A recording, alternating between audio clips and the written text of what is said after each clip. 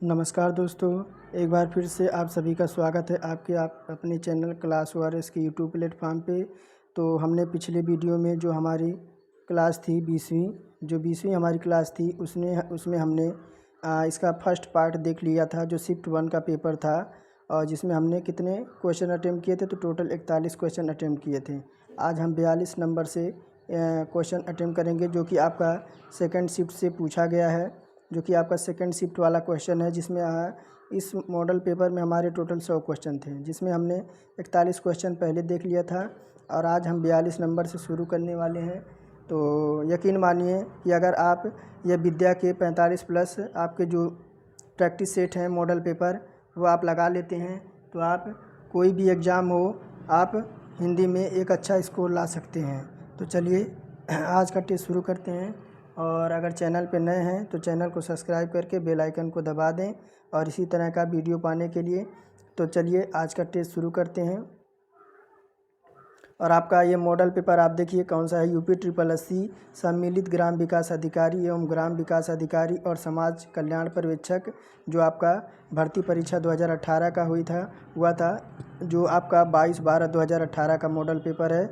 और ये शिफ्ट 1 हमने अटेम्प्ट कर दिया है और आज हम सेकंड शिफ्ट इसका जो सेकंड पार्ट है और वहीं से शुरू करने जा रहे हैं। तो चलिए आज का टेस्ट शुरू करते हैं। तो देखिए आपको गद्यांश दे रखा है। आपको क्या दे रखा है, तो देखिए क्या दे रखा है कि आपको 43 से 46 तक आपको गद्यांश को पढ़कर पूछे गए प्रश्नों के उत्तर दीजिए। तो देखिए क्या कह रहा है कि हिंदी साहित्य को 4 भागों में बांटा गया है। हिंदी साहित्य को 4 भागों में बांटा गया है: आदिकाल, भक्तिकाल, रीतकाल और आधुनिक काल। ठीक है, तो आगे देखिए क्या कह रहा है कि भक्ति काल के संत कवि सूरदास जी हैं। कौन है, तो भक्ति काल के संत कवि सूरदास जी को कौन नहीं जानता। भक्ति काल के कृष्णो उपासक सूरदास ने सूरसागर, सूर सरावली, साहित्य लहरी आदि का अनमोल खजाना हिंदी साहित्य को दिया है। उनके पदों में वात्सल्य, श्रृंगार एवं शांत रस का भाव प्रकट होता है। उनके लिए कहा गया है कि सूर तुलसी शशि उड़गन केशवदास व अष्टछाप के सर्वश्रेष्ठ आपके कवि हैं। यानी सूर जो हैं, यानी सूर का मतलब सूर जो हैं वह सूर्य के समान हैं, और जो आपके केशवदास हैं वह केशवदास आपके चंद्रमा के समान हैं। सूर तुलसी शशि उड़गन केशवदास, यानी जो सूरदास हैं वह सूर्य के समान हैं और आपके केशवदास जो हैं वह चंद्रमा के समान हैं। वह अष्टछाप के सर्वश्रेष्ठ कवि हैं। उनके काव्य की विशेषता यह है कि वह गेय पद हैं। उनकी अधिकतर जो रचनाएं ब्रजभाषा में पाई जाती हैं, कहीं कहीं पर संस्कृत व फारसी के भाषा के शब्दों में पाए जाते हैं। उनकी रचनाओं में अनुप्रास, यमक, श्लेष, उपमा, उत्प्रेक्षा आदि सभी अलंकार पाए जाते हैं। वह जन्मांध अंधे थे। कौन थे, तो जन्मांध अंधे थे, लेकिन उनके पदों में जो वर्णन पाया जाता है वह सजीव हैं। ऐसा लगता है कि वह जन्मांध अंधे थे। उनकी मृत्यु जो है वह 1580 ईस्वी में हुई थी। हिंदी साहित्य जगत में सदैव अमर रहें। यानी देखिए यह सूरदास के आपकी ये गद्यांश दिए रखा है और उससे रिलेटेड आपको क्वेश्चन पूछा जा रहा है। देखिए क्या कह रहा है कि 43 नंबर में हिंदी साहित्य के इतिहास को कितने भागों में बांटा गया है। हिंदी साहित्य के इतिहास को कितने भागों में बांटा गया, तो हमने ऊपर ही देख लिया था कि हिंदी साहित्य के भाग को टोटल 4 प्रकार के भागों में बांटा गया। कितने, तो 4 प्रकार के भागों में बांटा गया है, जिसमें आपका आदिकाल है। कौन है, तो आदिकाल आपका कितना है, तो 1050 से आपका कितना है, तो 1375। कितना, तो 1375 आदिकाल है। और भक्तिकाल कितना है, तो 1375 से आपका 1700। और आपका रीतकाल कितना है, तो रीतकाल आपका 1700 से आपका 1984। और आपका आधुनिक काल कितना है, तो आधुनिक काल आपका है 1900 से आपका 1980। तो ये हमारे 4 प्रकार के थे। और ये आपके जो कि आपका 1050 से 1350 कौन सा था, तो आपका आदिकाल था। और 1375 से 1700 तक कौन सा था? तो आपका भक्ति काल था। और रीत काल कौन सा था? तो रीत काल आपका था 1700 से 1984। और आपका आधुनिक काल कितना था? तो 1900 से 1980।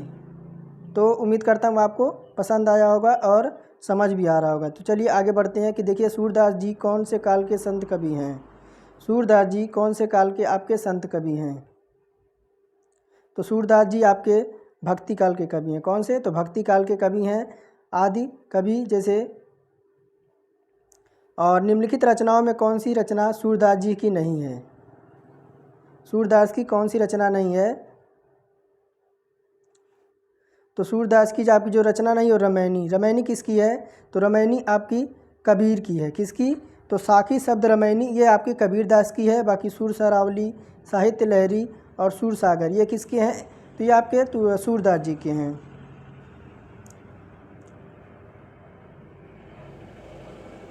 सूरदास के पदों में कौन सा रस नहीं पाया जाता?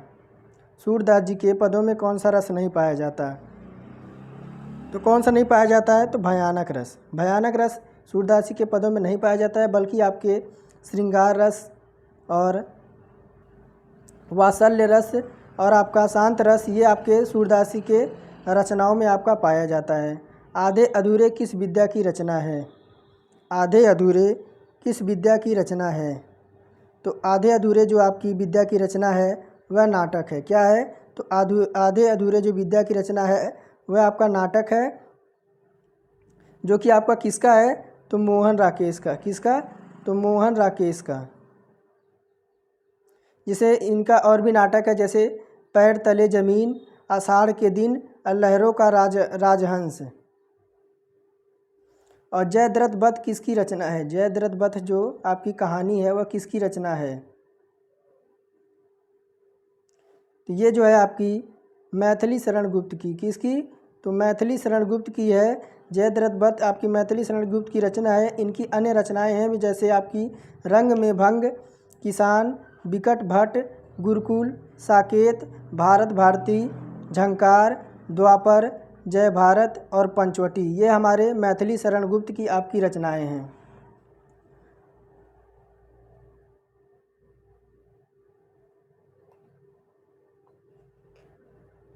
एक मिनट। और देखिए आगे 49 नंबर क्या कह रहा है कि निम्नलिखित में से छायावादी रचनाकार कौन है? 49 नंबर में तो छायावादी रचनाकार कौन है? तो सुमित्रा नंदन पंत। सुमित्रा नंदन पंत जो हैं आपके छायावादी रचनाकार हैं। इनकी छायावादी रचनाएं जैसे हैं आपकी छायावादी रचनाकार आपके कौन से हैं?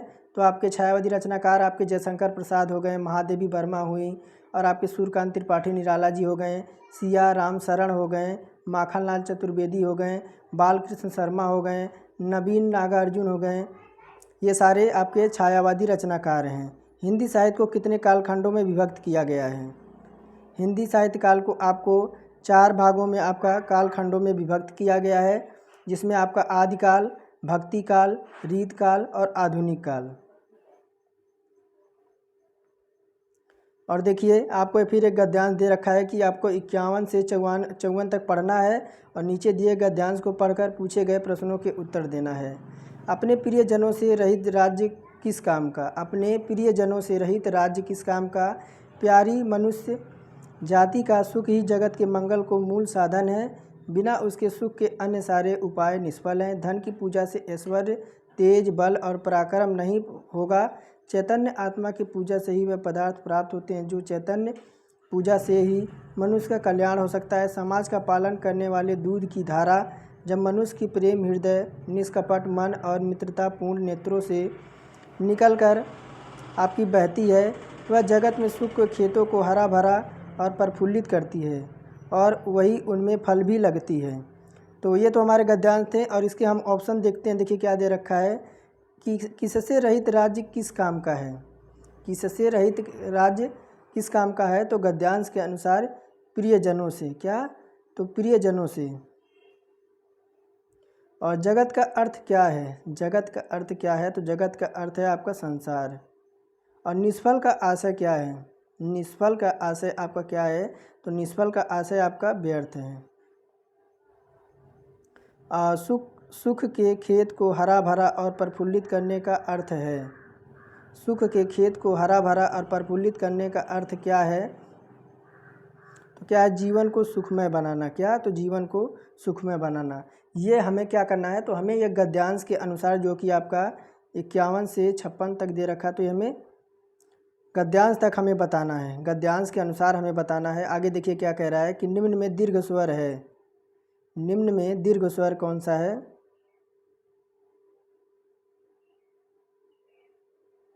तो आपका कौन सा है? तो ऑप्शन नंबर बी, बड़ी ई जो है आपका, ये दीर्घ स्वर है।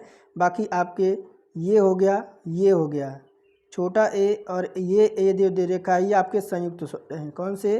तो ये आपके संयुक्त हैं, ये आपके संयुक्त स्वर हैं। और छोटा ई जो है आपका ह्रस्व स्वर है, ये आपका ह्रस्व स्वर है। निम्नलिखित में से अंतस्थ व्यंजन कौन से हैं? 56 नंबर बताइए कि निम्नलिखित में से आपका अंतस्थ व्यंजन कौन सा है? तो अंतस्थ व्यंजन आपका कौन कौन सा होता है? तो अंतस्थ व्यंजन आपका यह, यहाँ देखते हैं, यह, र, ल और व, ये आपके अंतस्थ व्यंजन होते हैं। ये आपके अंतस्थ व्यंजन होते हैं। तो ये व किस में दे रखा है? तो ऑप्शन नंबर सी में दे रखा है। ये क्या हो गए? तो आपके अंतस्थ व्यंजन हो गए। र क्या है आपका? देखिए वह आपका वो आपका दंतोष्ठ भी है। और आपका देखिए आगे बढ़ते हैं।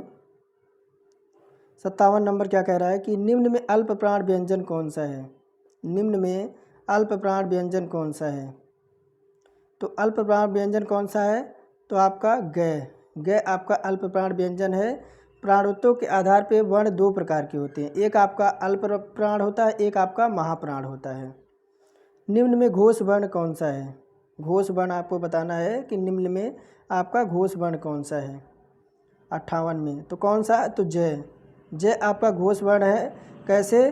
तो देखिए वर्णों में जो जय आपका सघोष वर्ण है। घोषत्व के आधार पर वर्ण आपके दो प्रकार के होते हैं। कौन से? तो आपका एक सघोष और आपका एक अघोष। सघोष कौन कौन से होते हैं? तो आपके य, र, ल, व और आपका है, ये तो आपके सघोष हो गए हैं। अघोष कौन कौन से हो जाएंगे?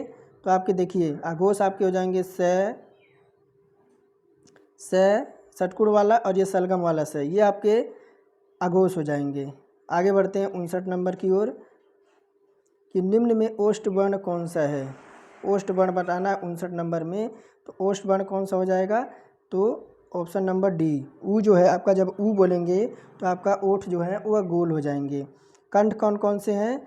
तो कंठ आपका ये छोटा आ हो गया, बड़ा आ हो गया, आपका क हो गया और आपका है हो गया, ये आपके कंठ हो गए।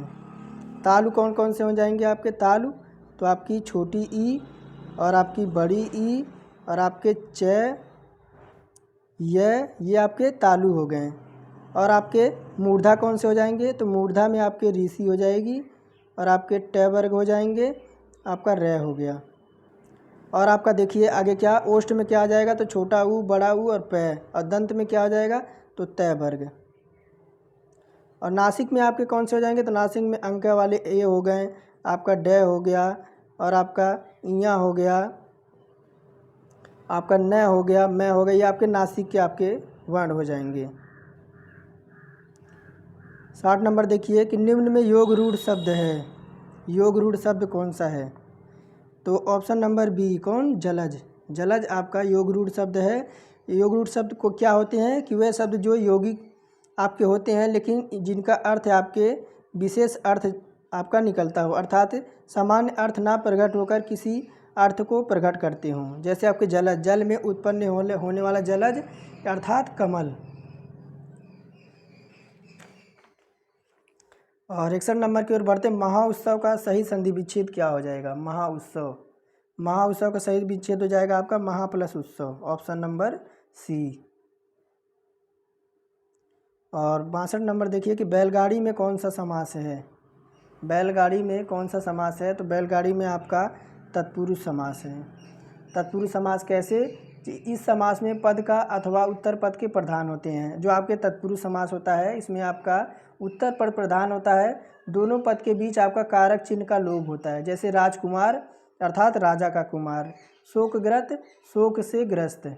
द्वंद्व समास, इस समास में आपके दोनों पद प्रधान होते हैं, दोनों पद आपके इसमें प्रधान होते हैं। और द्विगु क्या होता है तो इसमें आपके इसमें पूर्व पद आपका संख्यावाची होता है और अव्ययभाव क्या होता है तो इस समास का पूर्व पद आपका अव्यय और प्रधान होता है।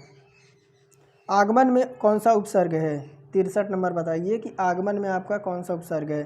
तो आगमन में आपका बड़ा आ जो लगा है ये आपका उपसर्ग है। जैसे बड़ा, अब अगर हम उपसर्ग बनाएं तो आपका आकर्मक, आजन्म, आक्रमण, आगंतुक, आरक्षण। और रसोइया में प्रत्यय है, रसोइया में कौन सा प्रत्यय है? तो रसोइया में आपके या प्रत्यय है। कौन सा है? तो रसोइया में आपका या प्रत्यय है। जैसे आपका या प्रत्यय से अगर हम बनाने वाले वाक्य करें तो आपके जैसे खड़िया, घटिया, गड़रिया, कनपुरिया आपके बनेंगे। निम्न में कौन सा शब्द तत्सम है? 65 नंबर बताइए। तो आपका क्षेत्र, क्या? तो क्षेत्र आपका एक तत्सम शब्द है। इसका जो तद्भव होता है क्या होता है तो खेत, क्या? तो इसका तद्भव आपका खेत होता है। और आपके गधा का क्या, देखिए गधा क्या दे रखा है आपका, गधा दे रखा है, घर दे रखा है और गाय, ये क्या है तो आपके तद्भव शब्द हैं। और आपका गधा का क्या होता है तो गधा का होता है आपका गधर्व, क्या होता है तो गधा का गधर्व हो जाएगा। और आपका गाय का क्या हो जाएगा, गाय का गऊ हो जाएगी, गाय का गऊ हो गई। और घर का क्या हो जाएगा तो घर का आपका गिरी हो जाएगा। 65 नंबर देखिए कि निम्न में कौन सा शब्द तद्भव है? तद्भव शब्द बताइए। तो तद्भव शब्द आपका क्या हो जाएगा, जीभ, जीभ आपका तद्भव शब्द हो जाएगा। जीभ का क्या हो जाएगा तो जिह्वा, क्या होता है तो आपका जिह्वा इसका तत्सम होता है, क्या? तो जिह्वा, जिह्वा इसका तत्सम होता है। यौवन का क्या होता है तो यौवन का आपका जौवन, इसका तद्भव क्या होता है तो जौवन, जौवन। निर्झर का क्या होता है तो निर्झर का आपका झरना, झरना। स्थान का क्या होता है तो स्थान का आपका जगह। और निम्न में कौन सा देशज है? निम्न में कौन सा शब्द आपका देशज है 67 नंबर में? तो आपका कटोरा, कौन सा तो कटोरा आपका देशज शब्द है। आपका जैसे आपका गोबर, घोड़ा और आपका हल्दी, ये क्या है तो आपके तद्भव शब्द हैं। 68 नंबर देखिए, निम्न में कौन सा शब्द आपका विदेशी है? विदेशी शब्द कौन सा है तो टिकट, टिकट जो है आपका विदेशी शब्द है। बाकी आपके शेष शब्द जैसे आपका मध्य दे रखा है, मयूर दे रखा है और वचन दे रखा है, ये क्या है आपके तो आपके देशज शब्द हैं। बाकी आपके देशज शब्द हैं और आपका टिकट ही आपका एक इसमें विदेशी शब्द है। निम्न में संज्ञा शब्द है। निम्न में कौन सा आपका निम्न में आपका संज्ञा शब्द कौन सा है? तो संज्ञा शब्द कौन सा है तो सभा, सभा आपकी संज्ञा समूहवाचक है। आपकी सभा कैसी है तो आपकी समूहवाचक है। जबकि अन्य आपके जो शब्द दे रखे हैं जैसे आपका हरा हो गया, पतला हो गया, गहरा हो गया, ये आपके क्या हैं तो ये शब्द जो आपके हैं विशेषण हैं, क्या है तो ये आपके विशेषण हैं। और 70 देखिए, निम्न में सर्वनाम शब्द है। 70 में सर्वनाम कौन सा है तो कौन, कौन आपका सर्वनाम है। तो सर्वनाम क्या होता है तो जो संज्ञा के स्थान पर यूज किया जाता है वही इसी को हम सर्वनाम कहते हैं। जैसे प्रश्नवाचक के प्रमुख आपके इस प्रकार जैसे कौन, क्या, किसने, कहाँ आदि। 71 नंबर देखिए कि निम्न में विशेषण शब्द कौन सा है। तो विशेषण कौन सा है तो आपका उचित, उचित आपका विशेषण है। अब यह आपका कौन सा है तो आपका गुणवाचक है। कौन सा कैसा विशेषण है तो आपका गुणवाचक है। जबकि आपका क्या दे रखा है लड़कपन, कठोरता, घबराहट, ये क्या है तो आपके भाववाचक संज्ञा हैं। कैसे हैं तो आपके भाववाचक संज्ञा हैं। निम्न में प्रेरणार्थक क्रिया कौन सी है? निम्न में प्रेरणार्थक क्रिया है, कौन सी प्रेरणार्थक क्रिया है तो ऑप्शन नंबर सी गिरना, क्या तो गिरना आपकी प्रेरणार्थक क्रिया है। और ये जैसे आपकी सकारात्मक एवं आक्रामक दोनों क्रियाओं से बनती है। गिरना क्या है तो आपका सकारात्मक और आक्रामक दोनों क्रियाओं से आपकी बनती है। तो हम आज आपको टोटल 41 क्वेश्चन तो हमने पिछले वीडियो में किया था और आज हम 100 क्वेश्चन करेंगे इसका सेकंड पार्ट लेके। तो आपको अगर आप पूरा टेस्ट लगाते हैं तो आपको अंत के वीडियो में कमेंट करके बताना है कि आपने कितने क्वेश्चन अटेम्प्ट किए। 73 में अवयव है, 73 में दे रखा है कि निम्न में अवयव है। 73 में अवयव क्या है? तो ठीक है, क्या? तो ठीक आपका अवयव है जिन शब्दों में लिंग, वचन, कारक और पुरुष के कोई परिवर्तन ना हो। क्या? एक बार फिर से ध्यान से सुनिए कि जिन शब्दों में लिंग, वचन, कारक और पुरुष के कारण कोई परिवर्तन ना हो उसे हम अवयव कहते हैं। जैसे आपका क्या हो गया, अवयव क्या होते हैं कि जैसे जब, तब, अभी, इधर, उधर इत्यादि। और शेष आपके क्या दे रखा है? तो शेष आपका उत्तर दे रखा है, जापान दे रखा है, कृष्णा दे रखा है। ये क्या है? तो ये आपकी संज्ञा हैं। उत्तर आपका एक होता है, जापान भी आपका एक है और कृष्णा भी एक है। तो यह आपके कैसे शब्द हैं? तो ये आपकी संज्ञा हैं। पक्षी का पर्यायवाची है 74 नंबर में। बताइए कि पक्षी का पर्यायवाची कौन सा है? तो बिहग। बिहग आपका पक्षी का पर्यायवाची है। मीन का अर्थ क्या होता है? तो मीन का अर्थ आपका मछली होता है। क्या होता है? तो मीन का अर्थ आपका मछली होता है। और भीदुर का अर्थ क्या होता है? भीदुर का अर्थ क्या होता है? तो भीदुर का अर्थ आपका क्या होता है? तो पर्वत। क्या होता है? तो पर्वत। और वृंद का अर्थ क्या होता है? तो वृंद का अर्थ होता है आपका समूह। समूह। जटिल का विलोम होगा, जटिल का विलोम होगा। तो जटिल का विलोम आपका क्या होता है? तो सरल। क्या? तो सरल। जो देने योग्य हो एक, इसके लिए एक शब्द कैसा है? जो देने योग्य हो उसके लिए एक शब्द क्या होगा? तो जो देने योग्य हो आपका उसे हम क्या कहेंगे? दे। और आपका जो गाने योग्य हो, जो गाने योग्य हो उसे हम गे कहते हैं। और जो देने योग्य हो उसे हम दे कहते हैं। और जो आपका पीने योग्य हो उसे हम पे कहते हैं। और जो दिए जाने वाले को हम दान कहते हैं। एक देखिए क्या दे रखा है आपको, समान रूप दे रखा है कि एक दिन और यह दिन आपके युग्म का सही अर्थ क्या निकलेगा? तो देखिए इसका क्या निकलेगा। इस दिन का अर्थ तो आपका दिवस होता है। क्या? तो दिवस। और इस दिन का अर्थ आपका क्या होता है? तो गरीब होता है। बाकी गरीब, दिवस ये सब आपके असंगत शब्द हैं। ये कैसे हैं? तो आपके असंगत शब्द हैं। निम्न में कौन सा शब्द अनेकार्थक है? 78 नंबर में बताइए कि निम्न में आपका कौन सा शब्द आपका अनेकार्थक है? तो आपको देखिए अंबर। अंबर आपका अनेकार्थक शब्द है। जैसे इसी प्रकार अंबर का अर्थ, अंबर जैसे आकाश, वस्त्र, बादल आदि। निम्न में वर्तनी की दृष्टि से शुद्ध शब्द है। तो आपका शुद्ध शब्द बताना है कि वर्तनी की दृष्टि से। तो शुद्ध क्या है? तो परीक्षा। परीक्षा आपकी ऐसे लिखी जाती है। परीक्षण कैसा लिखा जाता है? तो परीक्षण आपका देखिए, परीक्षण आपका ऐसे लिखा जाता है। परीक्षण आपका ऐसे लिखा जाता है। और आपका पूज्य कैसा लिखा जाता है? तो पूज्य आपका बड़ी ई की मात्रा रहता है। प्राण तो आपका ये वाला अड़य होता है प्राण में। 80 नंबर देखिए क्या कह रहा है कि आपको फिर आपको अशुद्ध वाक्य का शब्द बताना है। अशुद्ध कौन सा हो जाएगा? तो अशुद्ध आपका हो जाएगा प्रमाणिक। क्या? तो प्रमाणिक आपका अशुद्ध हो जाएगा।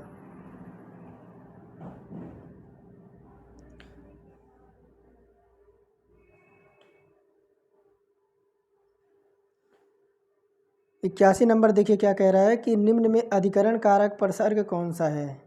अधिकरण तो हम देख अधिकरण तो कर्ता ने। क्या? तो कर्ता ने।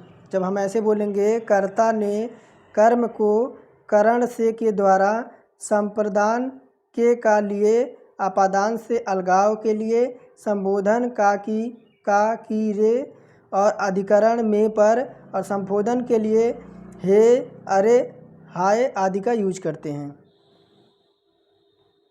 निम्न में पुल्लिंग शब्द कौन सा है? पुल्लिंग शब्द बताना 82 में। तो पुल्लिंग आपका कौन सा हो जाएगा? क्षेत्र कैसा है? घटना, घटना हो गई, क्षमा, क्षमा, क्षमा और रीति, रीति कैसी है? घटना हो गई, क्षमा कीजिए। ये जो है आपकी स्त्री, लेकिन क्षेत्र कैसा है? ये आपका पुल्लिंग शब्द है। और देखिए क्या कह रहा है 83 नंबर में कि निम्न में स्त्रीलिंग शब्द कौन सा है। इस बार आपको स्त्रीलिंग बताना है। तो गरिमा कैसी है, दुख कैसा है, लेख कैसा है, स्पर्श कैसा है। गरिमा कैसी है ये आपका स्त्रीलिंग हो जाएगा। किसका प्रयोग सदा बहुवचन में होता है, किसका, तो दर्शन का। किसका, तो दर्शन का आपका सदैव एक वचन में आपका प्रयोग होता है। जबकि जनता, सामग्री, जबकि आपकी जनता हो गई, सामग्री हो गई, माल हो गया, सोना हो गया, ये आपके सदा एक वचन में आपके यूज होते हैं। और बहुवचन में कौन से यूज होते हैं, जैसे आपका ये बहुवचन में कौन से यूज होते हैं आपके, तो जैसे बाल, हस्ताक्षर, प्राण, आंसू। 85 नंबर क्या कह रहा है कि निम्न में भूतकाल का उदाहरण है। तो कौन सा, तो राम घर गया था। राम घर गया था ये आपका भूतकाल का उदाहरण है। तो देखिए वह आ रहा है, वह आ रहा है क्या है, तो ये वर्तमान काल है। वह आ रहा है ये वर्तमान काल है। मैं जाता हूँ, और वह पुस्तक पढ़ेगा तो भविष्य काल, और मैं जाता हूँ तो ये वर्तमान काल। निम्न में भाववाच्य हैं, निम्न में भाववाच्य हैं। भाववाच्य क्या है, तो मोहन से बैठा नहीं जाता। क्या, तो ये भाव को दर्शा रहा है कि मोहन से बैठा नहीं जाता, ये आपके भाव को दर्शा रहा है। निम्न में कौन सा वाक्य मिश्र वाक्य है। 87 में आपको मिश्र वाक्य बताना है कि जब सवेरा हुआ तब हम लोग बाहर गए। क्या, तो जब सवेरा हुआ तब हम लोग बाहर गए, एक मिश्र वाक्य है। इस प्रकार के वाक्य में आपका एक प्रधान होता है, अन्य वाक्य इस पे आश्रित होते हैं। जैसे आपका की, ज्यों, वह, जितना, उतना, यह सब आपके मिश्र वाक्य के उदाहरण हैं। मैंने विद्यालय जाना है, वाक्य में अशुद्ध अंश क्या है, तो आपका मैंने। क्या, तो मैंने आपका अशुद्ध हो जाना है। इससे क्या होता है, तो मुझे, इसके जगह क्या हो जाना चाहता है, तो मुझे विद्यालय जाना है। और प्रश्नवाचक चिन्ह कौन सा है, तो प्रश्नवाचक चिन्ह कौन सा है, तो ऑप्शन नंबर बी आपका प्रश्नवाचक चिन्ह है। और देखिए ये आपका क्या है, तो आपका पूर्ण विराम है। ये क्या है, तो आपका विस्मयादिबोधक है। और ये क्या है, तो अर्ध विराम है। आसमान फट जाना मुहावरे का अर्थ होगा, आसमान फट जाना मुहावरे का अर्थ हो जाएगा क्या, तो अचानक आफत आ जाना। क्या, तो अचानक आफत आ जाना, आसमान फूट जाना मुहावरे का अर्थ हो जाएगा। स्वावलंबी होने का सही मुहावरा है, स्वावलंबी होने का सही मुहावरा क्या हो जाएगा, तो पैरों पर खड़ा होना। क्या, तो पैरों पर खड़ा हो जाना। और ऑप्शन नंबर ए देखिए क्या है, पौ 12 होने का अर्थ क्या हो जाएगा, पौ 12 होने का अर्थ क्या हो जाएगा, तो खूब लाभ होना। क्या, तो खूब लाभ होना। पानी फेर देने का अर्थ क्या हो जाएगा, तो बिगाड़ देना। फूंक फूंक कर पैर रखना, इसका क्या हो जाएगा, तो आपका सावधानी से कार्य करना। और बोए पेड़ बबूल का आम कहाँ से होए, लोकोक्ति का सही अर्थ क्या हो जाएगा, क्या हो जाएगा, तो जैसा कर्म करोगे वैसा फल मिलेगा। क्या, तो जैसा कर्म करोगे वैसा फल मिलेगा। और 93 लाभ ही लाभ अर्थ का सही लोकोक्ति होगी, क्या हो जाएगी, पांचों उंगलियां घी में। और मूल पाठ की व्याख्या के साथ अनुवाद कहलाता है, मूल पाठ की व्याख्या के साथ अनुवाद कहलाता है। क्या कहलाता है, व्याख्या अनुवाद। ब्रज हिंदी के किस उपभाषा के अंतर्गत है, ब्रज जो है हिंदी के किस उपभाषा के अंतर्गत है, तो किसके, तो पश्चिमी हिंदी की। पश्चिमी हिंदी में आपकी ब्रज भाषा बोली जाती है। पहाड़ी हिंदी में आपकी कौन सी बोली जाती है, पहाड़ी हिंदी में, तो पहाड़ी हिंदी में आपकी कुमायूनी हो गई, गढ़वाली हो गई। अब पूर्वी हिंदी में क्या बोली जाती है, तो अवधी, छत्तीसगढ़ी, बघेली। राजस्थानी में क्या बोली जाती है आपकी, तो राजस्थानी हिंदी में, तो राजस्थानी हिंदी में आपकी हो गई मेवाती, मालवी, मरवाड़ी, जयपुरी और ढूंढाड़ी। और पश्चिमी हिंदी में क्या बोली जाती है, तो आपकी ब्रजभाषा, कोरवी, खड़ी बोली, हरियाणवी, बंगारू, बुंदेली, कन्नौजी, ये सब आपके पश्चिमी हिंदी हैं। और देखिए अमेंडमेंट के सटीक हिंदी क्या हो जाएगा, अमेंडमेंट का सही है सटीक हिंदी क्या हो जाएगा, तो क्या हो जाएगा, तो संशोधन। सूरसागर के रचयिता कौन है, सूरसागर के रचयिता आपके कौन है, तो सूरदास। और 98 नंबर क्या कह रहा है कि निम्न में रीतकाल के कवि कौन हैं, रीतकाल के कवि कौन हैं आपके, तो रीतकाल के आपके कवि कौन है, तो बिहारी। कौन, तो रीतकाल के आपके बिहारी हैं। इनका जो आपका जन्म हुआ था 1650 ईस्वी से 1805।